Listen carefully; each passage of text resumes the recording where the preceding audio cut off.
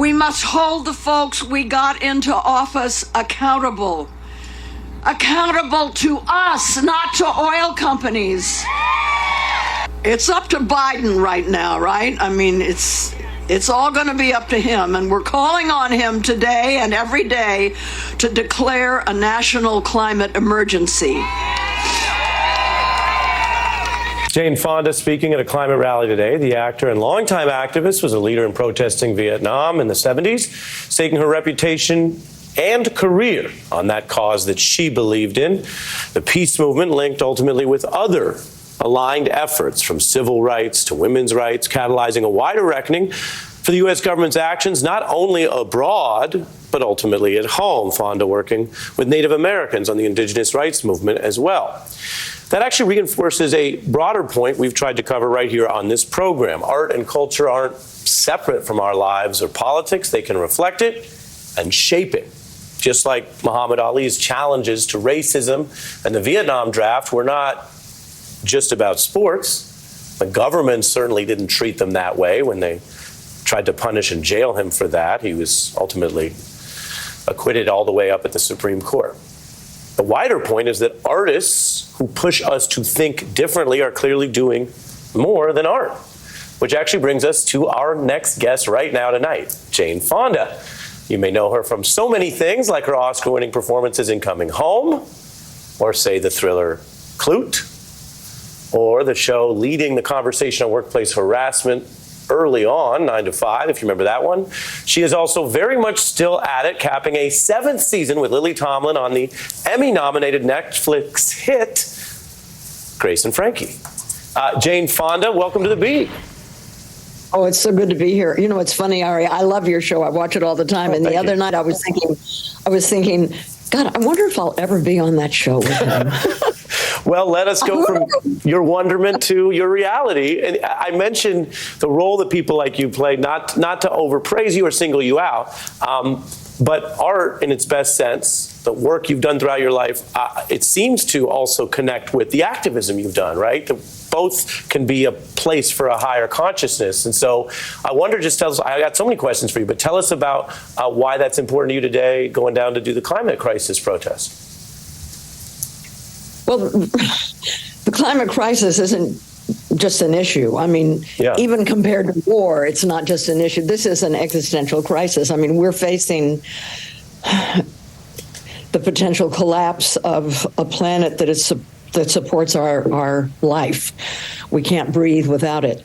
And it's in danger. We're facing a crisis, and the scientists tell us we have 8 years. And so this is the time. We've finished the midterm, it finished better than we thought it would. And climate was on people's minds. And I think that the elected officials know that. And I lobbied yesterday on the Hill. And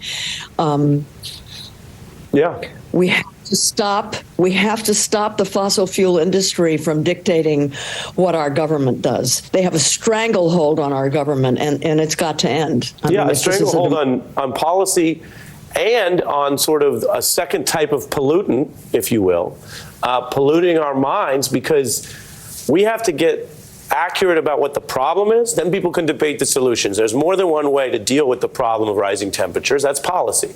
But as you know, paired with this is the pollutant of people not realizing or understanding, like Don't Look Up and other movies have exposed, that we have the problem. Take a listen to how they're describing it on Fox News.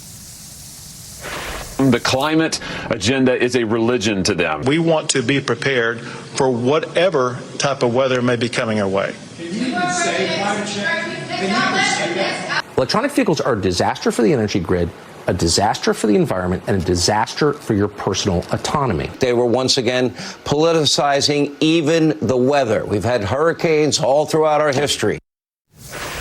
Given the work you're doing and the people you're with today, your response?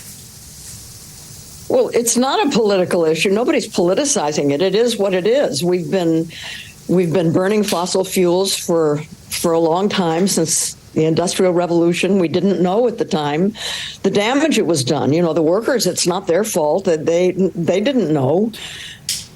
The fossil fuel industry knew starting in the late 70s, and they lied about it like the tobacco industry did, and kept us from really understanding the dangers. And right now, people are focusing on wind turbines and solar panels and electric cars, but that's kind of like trying to bail out a sinking boat with a coffee can without plugging the hole.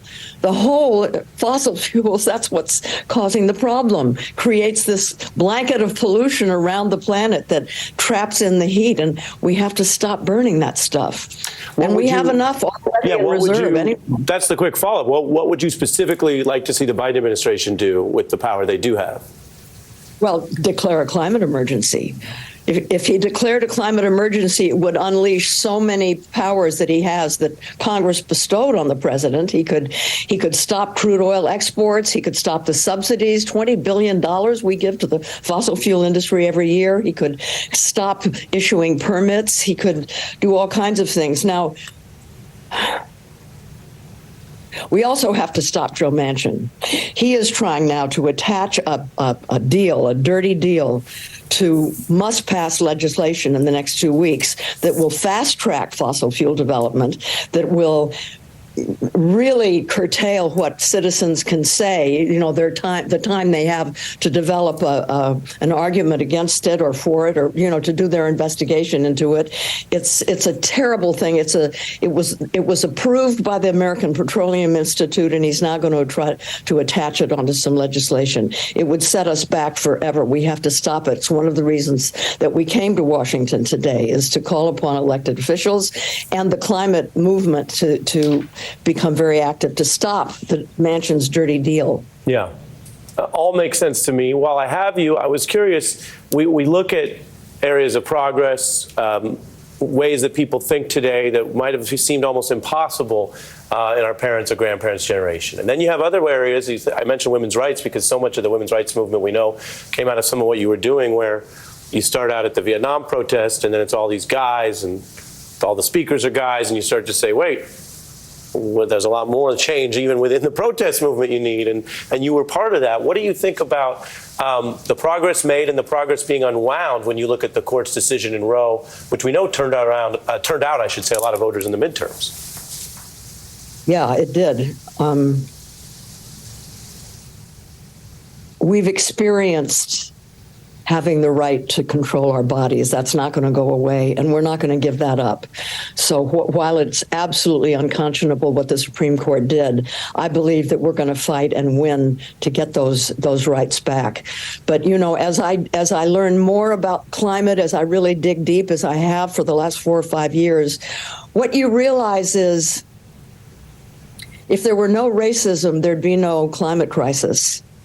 If there was no misogyny, there'd be no climate crisis. It's part of a mindset. It's the mindset that looks at a woman and says, nice tits, or she could work in the fields, is the same mindset as the person who looks at the tree and says, flooring, that could make good flooring. Everything is transactional. Everything is hierarchical. Certain things matter more than other things. So what has to happen is we not only have to stop new fossil fuel developments, we have to change our mindsets. We have to, and this is where art comes in. This is why I love your show so much, because you show how art and politics are intertwined, because culture is above everything. Culture determines how we feel and what we do and how we act. And so we, as well as protests, to recreate a country that understands the collective, that understands the common good, that cares about the well-being of everybody, that develops more empathy. This is the country that we need. We need fairness and equity, along with stopping fossil fuel burning.